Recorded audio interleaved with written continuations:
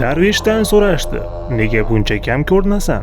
Darvesh javob berdi: "Nega buncha kam ko'rinasan degan gap yana senmisan degan gapdan yoqimliroq." Hokimiyatning 48 qoidasi. 16-qoida. Yanada obro'li va hurmatli bo'lish uchun kamnamoligingdan foydalan. Jamiyatdagi haddan tashqari faollik bahoyingizni tushiradi. Sizni qanchalik tez ko'rib turishsa, eshitishsa, qadringiz shunchalik pastlay boshlaydi. Ana shuning uchun qachon ketishu, qachon kelishni o'rganing. Kamyoblikni paydo qilib, qadr-u qimmatni yarating. Sevgi masalasida ham sevganingiz muhabbatini kuchaytirishni istasangiz, vaqti bilan qayerlargadir yo'q bo'lib qoling. Ketishingiz sababi noma'lum bo'lsa, sherigingiz o'zini so'roq qila boshlaydi. Qayerda xato qildim? Men uni xafa qilib qo'ydim shekilli deb o'ylaydi.